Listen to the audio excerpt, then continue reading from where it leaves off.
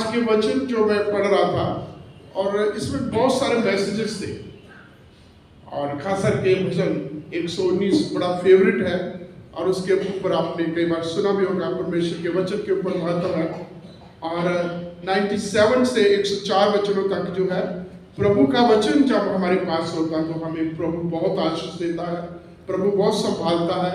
और जैसे प्रभु के पवित्र वचन में लिखा है वो पूंछ नहीं बल्कि सर बनाता है।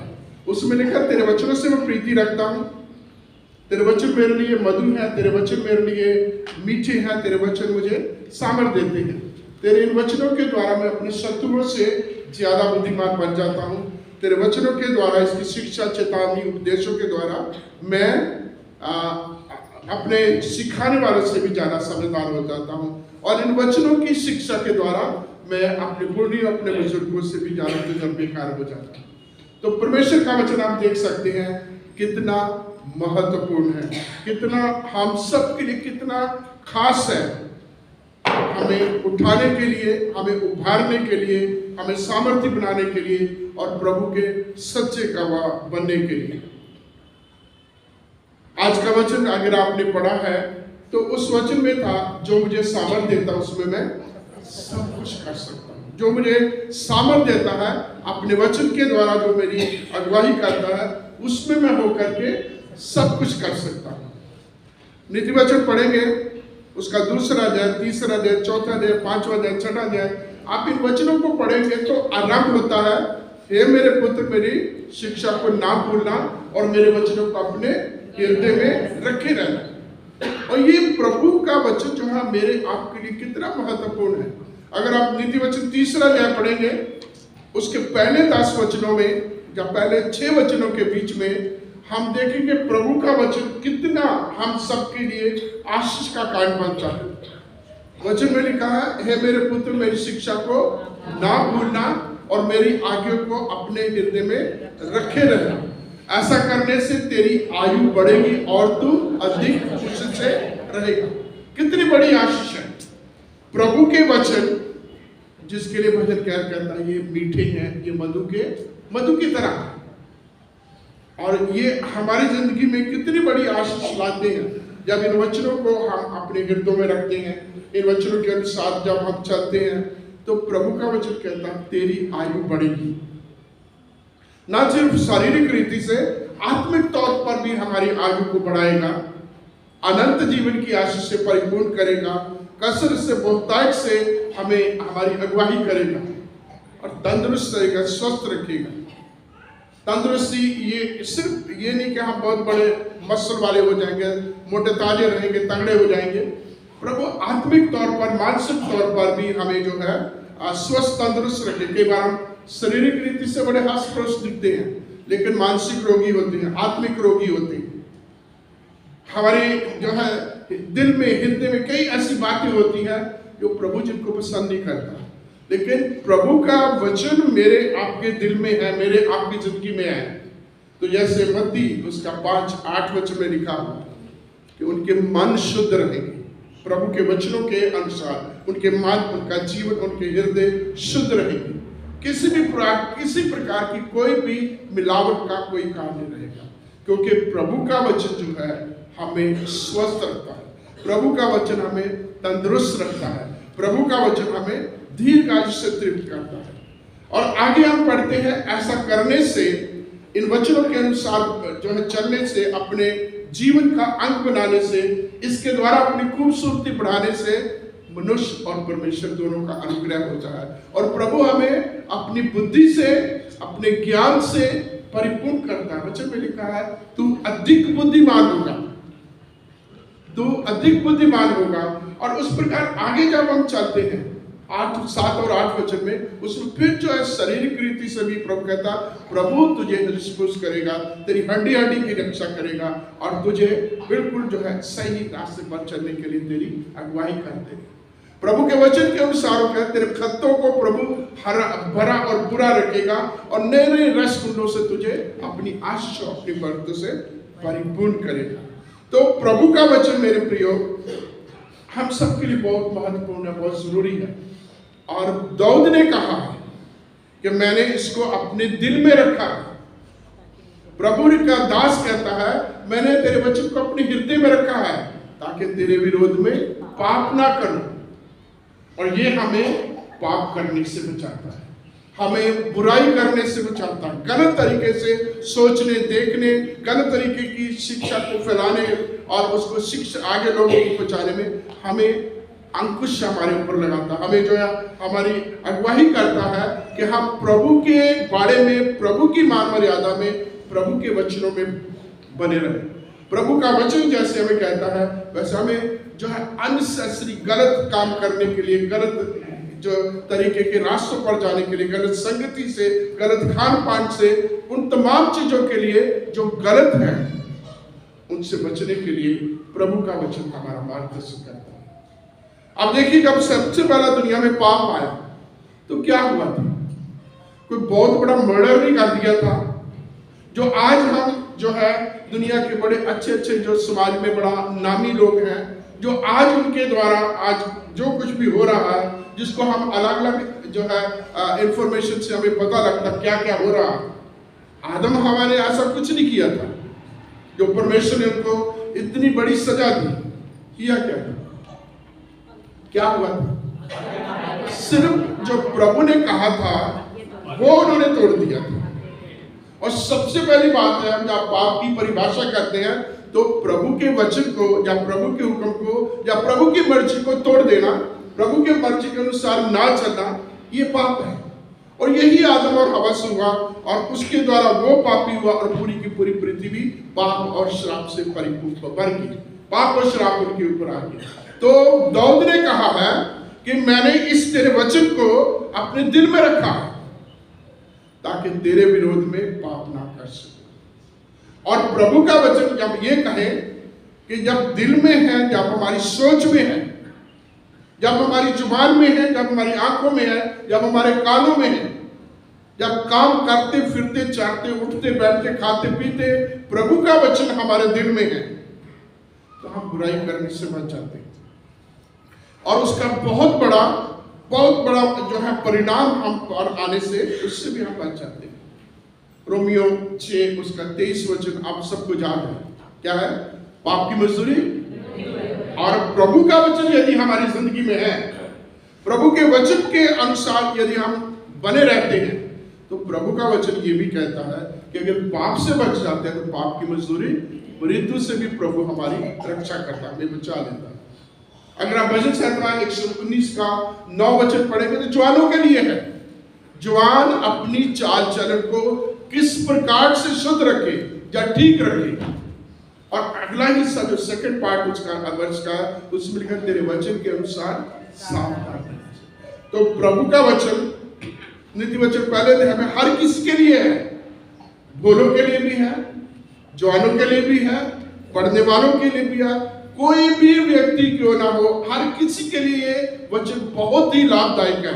यदि हम इन वचनों को पकड़े हुए हैं, यदि इन वचनों में बने हुए हैं, यदि इन वचनों के अनुसार हम चलते हैं तो हम हर प्रकार की बुराई करने से बच जाते हैं, हर प्रकार की बुराई करने से बच जाते हैं। प्रभु का वचन कहता है ये भोलों को चतुर बनाता है। भोले मतलब जिनको हम मंदबुद्धि बोलते हैं, जो बड़े सीधे साधे लोग होते हैं, जिनको हम जो है इतने चतुर चालाक नहीं होते, उनको भी समझदार बना देता है। यशायाह 35 उसके 8 वचन में लिखा एक मार्ग है और उसके ऊपर जो कुछ भी चलता है वो भटकेगा नहीं, वो मूर्ख भी क्यों ना। तो प्रभु मूर्खों को भी उस नहीं भटकने देता, प्रभु मूर्खों को भी पथ से पूरा नहीं होने देता, जो है रास्ते से कुरास्ते पर नहीं जाने देता। प्रभु के वचन जो है हमें संभाले रखता है, हमें बुराई करने से, बुरे रास्ते पर जाने से, बुरे काम करने से, बुरी सोच रखने से प्रभु का वचन हमें बचाता है। और मैं इसमें एक कैसे कहेंगे, कैसे जानेंगे, क्या स्टैंड है आपके मेरे पास कि हम प्रभु के वचनों में बने रहते हैं।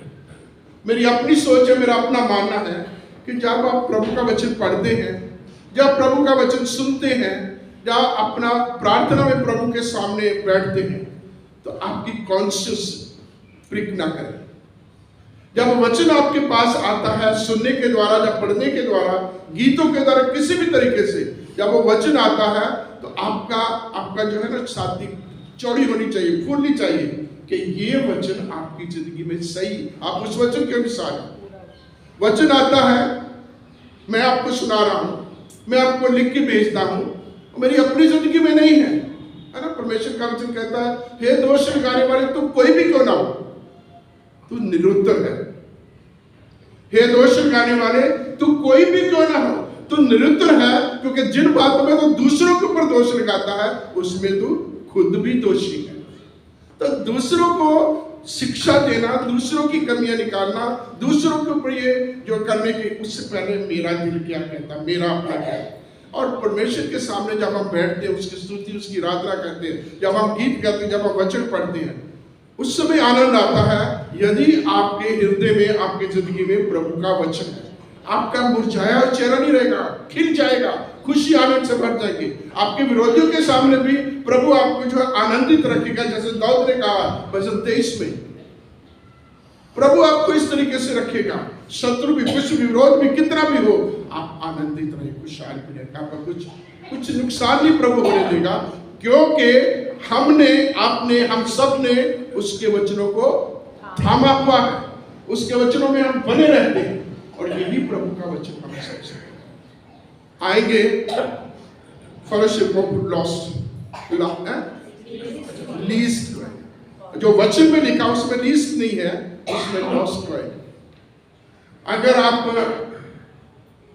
लूका 15 पढ़ेंगे, खोई हुई भेड़, खोया हुआ सिक्का और खोया हुआ पुत्र, और बीच में ये जो एक जो चैप्टर है, ये बहुत ही खूबसूरत चैप्टर है, लूका 15, जिसे बोलते हैं हार्ट ऑफ द गॉस्पेल।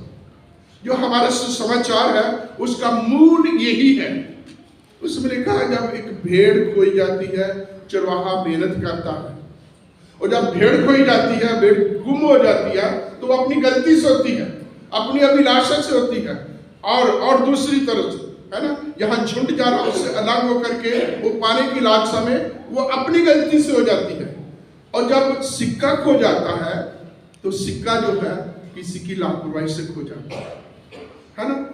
अगर उस महिला को पता होता उसके पास 10 सिक्के हैं, और उसने रखवाली भी करनी है, उसको संभाल के भी रखना है, तो वो उसकी लापरवाही से गया है। और ये लापरवाही जो है, जो खोया हुआ सिक्का जो है, बहुत सारे मैसेज है इसमें। परिवार के तौर पर हमारे बच्चे, समाज के तौर पर हमारी जो रिस्पॉन्सिबिलिटी है, कलीसिया के तौर पर हमारी कलीसिया के लोग, हम जो लीडर्स हैं, हम जो अगुए हैं, हम अलग अलग जिम्मेवारियां, ये हमारी जिम्मेवारी बनाते हैं। हमारी लापरवाही की वजह से भेड़ें खोई जा रही हैं, हमारी लापरवाही से सिक्के जा रहे हैं, और अड़ाऊ पुत्र जो है, खोया हुआ बेटा, वो भी अभिलाषा से भर करके वो दूर चला जाता, संगति तोड़ देता, बाप का घर छोड़ देता, ऐसे लोगों के बीच में चला जाता है जहां उसने अपना पैसा वैश्यों के बीच में, कुकर्म करने वालों के बीच में, जिसे बोले मौज मस्ती करने वालों के बीच में। तो यदि परमेश्वर का वचन उनके पास होता, यदि परमेश्वर का वचन उनके पास होता, तो वो अपनी अपनी जिम्मेवारी को समझते। मेरी जिम्मेवारी क्या है, as a leader, as a बेटा, एज अगुआ, एज अ चरवाहा, एक वोमन, एक जो है गृहिणी के तौर पर मेरी जिम्मेवारी क्या है।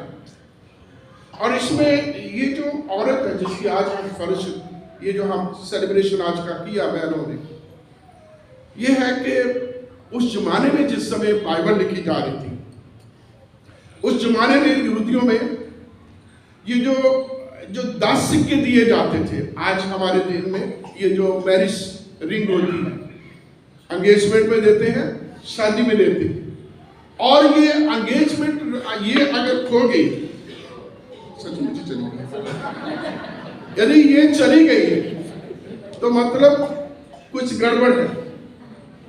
और मेरे साथ हुआ ऐसा, शुरू किए मेरे जो मैरिड लाइफ के 3, 4, 5 साल ऐसे था कि उस समय मैं पेंटिकॉल चर्च में था, तो रिंग वगैरह की ज्वेलरी नहीं पहनते थे, तो कुछ ऐसे मेरे साथ होता था।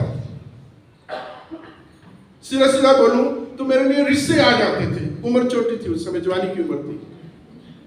तो मेरे एक बुजुर्ग ने बोला, डॉक्टर विलियम विजय विलियम को जानते हो कि जो माउंट कार्मल के प्रिंसिपल थे, उन्होंने ऐसे बोला कि अंकल ऐसा बार बार क्यों हो रहा है, लोगों को पता नहीं है कि मेरा। तो उन्होंने पहला प्रश्न पूछा, तेरी रिंग कहाँ, तेरी शादी की रिंग कहाँ? मैं क्या घर है? तो क्या घर क्या करे, अचार दे दिया क्या? तो मैं आज के बाद अपनी रिंग पहन के रखना, जो भी तुझे देखेगा, तेरी रिंग को देखेगा तो तेरा कभी कोई रिश्ता नहीं आएगा तेरे को। तो कहने का मतलब ये जो 10 सिक्के हैं उस समय शादी में दिए जाते थे और महिला को वो 10 सिक्के संभाल के रखने होते थे। अगर उनमें से एक सिक्का भी खो गया तो इसका मतलब क्या, उस महिला ने अपने पति के खिलाफ कुछ ना कुछ गड़बड़ कर दी है, उसका सिक्का ले लिया गया उससे। आप समझते हो कितना सीरियस था? क्यों उसने जाट फाड़ की, क्यों उसने लाइट जलाई, क्यों उसने कोने कोने में जाकर के कूड़ा सब तमाम चीजें की। उस समय आज की तरह ये पक्के फ्लोर नहीं होते थे, मिट्टी वाले फ्लोर हुआ करते थे, घर बड़े बड़े होते थे। अगर उस समय की सभ्यता के मुताबिक देखो तो घरों में जो खिड़कियां, लाइट भी नहीं हुआ करती थी, और बड़े घरों में कोने कोने पर जाकर के घर में बहुत सारी चीजें दिखाई भी नहीं देती थी। और जो सफाई करने वाले भी हमारे घर में जो है मेड नहीं आती थी, और तीली वाला जो है झाड़ू लगाना पड़ता था। और जैसे वो झाड़ू लगा के इतना सा इकट्ठा को उसे देख गंदगी से वो भर रही हुई है ना, और ऐसे करते करते उसको वो मिल गया। क्योंकि उसको सिक्के का पाने का मतलब है कि उसने ये सिद्ध करना था कि उसकी मैरिड लाइफ जो बिल्कुल प्योर है। आप समझ मेरी बात? उसकी जो शादीशुदा जिंदगी है वो बहुत ही प्योर है, उसमें किसी प्रकार की कोई खोट नहीं है। उसने अपने हस्बैंड के खिलाफ उस कवनेंट, उस वादों प्रतिज्ञों के अनुसार कोई गलती नहीं की।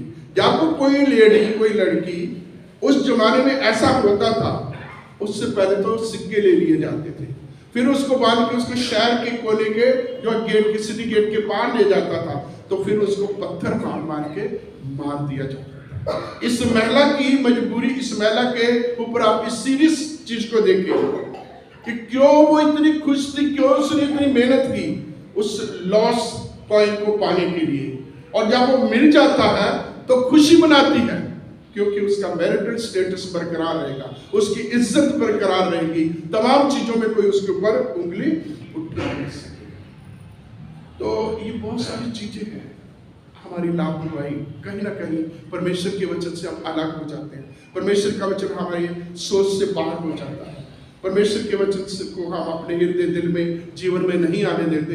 तो धीरे धीरे जब वचन बाहर निकलता है तो कुछ तो आएगा उसको भरने के लिए, है ना, कुछ तो भरने के लिए। तो फिर धीरे धीरे धीरे बुराई आनी शुरू हो जाती है। अब यहाँ एक ईंट है, इस दीवार के बीच में एक ईंट निकाल देंगे तो ईंट तो निकल दी, लेकिन क्या होगा, धीरे धीरे गंदगी आएगी। हो सकता है बाहर की चिड़िया जो है, जो बाहर से घास फूस उठा करके इसको भर दे। क्या हो गया, एक पक्की ईंट के बीच में क्या हो गया, घास फूस हो गया, बाकी गंदगी इसके बीच में आके भरनी शुरू होगी। ऐसे ही जब प्रभु का वचन थोड़ा थोड़ा करके, एक एक करके जो है, जिसको हम बोलते चलो ये तो छोटी सी बात है ना, ये तो लापरवाही को बहुत बड़ी बात नहीं है, ये कौन सा हमने किसी को गाली दे दी, है ना, हम किसी का कत्ल थोड़ा कर दिया, हमने किसी के खिलाफ झूठी गवाही थोड़ी जाके दी, हमको व्यभिचार में थोड़ा चलेंगे। लेकिन क्या होगा, ये छोटी छोटी चीजें एक दिन वो आएगी जो बहुत बड़ी भयंकर, सुनने के लिए भी बड़ी अजीब सी लगती है, वो हमारी जिंदगी में आना शुरू हो जाए। बड़ा अच्छा लगता है जब कोई किसी की बुराई करता है, बहुत अच्छा लगता है। लेकिन क्या होता है, एक दिन हमारे कान पक जाते हैं, हम सुनने के लिए लायक रहते हैं, कोई हमें इधर की उधर की बात सुनाए, और ये धीरे धीरे एक बात, दो बात ऐसे कर करके हमारी जिंदगी जो है, जो एक सुंदरता से, एक खूबसूरत वचनों से खाली हो करके वो तमाम दुनिया जहान की गंदगी गुनाह से भर जाती है, और फिर हम वैसे हो जाते हैं जैसे प्रभु हमें नहीं चाहता। इसलिए हमारी जिंदगियों में प्रभु का वचन बहुत महत्वपूर्ण है। जिसे दाऊद ने भजन 119 के 119 में कहा, 11 वचन में शायद, मैंने तेरे वचन को अपने हृदय में रखा हुआ है। जब जो है मूसा ने यहोशू को आगे सेवकाई के लिए समर्पण करना, जब उसका कमीशन था, उसको सेवकाई के लिए जब उसका एक तरीके से ऑर्डिनेशन हो रहा था, तो वचन यही मिला था कि व्यवस्था की ये पुस्तक तेरे चित्त से कभी ना उतरने पाए। कभी ना मतलब क्या मतलब क्या होता है ना, कभी भी नहीं। और आगे क्या कहता है, रात दिन इसी में ध्यान दिए, रात दिन इसी में ध्यान दिए रहना। अब व्यवस्था में अगर उसके शायद 5वें अध्याय में है, तो उसमें इसराइलियों को कहा गया अपने बच्चों को सोते बैठते उठते पीते खाते पीते हर समय याद दिलाओ। क्या दिलाना है? प्रभु ने हमारे लिए मिस्र की गुलामी से निकालने के लिए कितने बड़े बड़े काम किए। तो हमें रात दिन प्रभु के वचनों के ऊपर ध्यान देना। अगर हमने बुराई से, अगर हम बुराई के उन तमाम जो परिणामों से बचना है, तो हमें प्रभु के वचन को अपने हृदय में रखना, प्रभु के वचन के अनुसार हमने अपना जीवन व्यतीत करना है। और फिर दूसरी चीज, अपने आप को रोज प्रभु के वचन के साथ चेक करते रहें। प्रभु का वचन जो आप पढ़ते हैं, मेरे को पता है आप पढ़ते हैं, कई तरीके से आपके पास आता है। व्हाट्सएप यूनिवर्सिटी, बहुत सारे वचन हमारे पास आते हैं, और उस वचन को पढ़ के अगर आप अपने आप को, हम अपने आप को चेक करते रहे, तो बहुत सारी बुराइयों से आप बच जाएंगे। तो प्रभु हमारी सहायता करे। प्रभु का वचन हमारे पांव के लिए दीपक और मार्ग के लिए उजाला। प्रभु के इस उजाले में चलने का प्रयास करें। हम कमजोर हैं, कमियां आ जाती हैं, लापरवाहियां आ जाती हैं, बहुत सारी वजह से ढीलापन आ जाता है, सुस्ती आ जाती है, लेकिन हम अब प्रयास करें प्रभु में से लिपटे रहे, प्रभु के वचनों को अपने हृदय में रखें, तो प्रभु आप ही हमारी अगुवाई करेगा। आप ही मिलिए। फिर आइए दुआ करें। जब प्रभु हमारे सर्वशक्तिमान परमेश्वर, हम कमजोर पात्र हैं, बहुत सी बातों में भूल चूक हो जाती है, तेरे वचन को हम तोड़ देते हैं, तेरे खिलाफ गुनाह कर देते हैं। पिता परमेश्वर, जाने अनजाने में बोलने के द्वारा, सोचने के द्वारा, सुनने के द्वारा, पिता परमेश्वर करने के द्वारा बहुत गुनाह किए हैं। बहुत बार आपके हुक्म को तोड़ा, कई बार आपकी आत्मा को बुझाया। प्रभु हम तुझसे दूर चले जाते हैं, लेकिन आपका धन्यवाद देते हैं। उस बाप की तरह आप हमेशा बाहें फैलाए रहते हैं, इंतजार करते हैं कि कब हम आपके कदमों में आए और आप हमें माफ करके अपने गले में लगाएं। आपका धन्यवाद देते हैं, क्योंकि आप अनुग्रहकारी दयालु प्रभु हैं, विलंब से कोप करने वाले अति करुणा में स्वामी हैं। हम आपका धन्यवाद देते हैं हमारे इन प्रियों पर, इन बहनों, इन भाइयों पर, इन बुजुर्गों पर, इन जवान बच्चों पर, हर एक पर तेरी बरकत, तेरी आशीष चाहते हैं। ये वचन हम सबका मार्गदर्शन करें, वचनों में बने रहें और अपनी जिंदगियों से आपकी मर्जी को पूरा करने के लायक बन सकें। इस प्रार्थना को सुने हमारे प्रभु और उद्धारकर्ता मसीह यीशु के नाम से।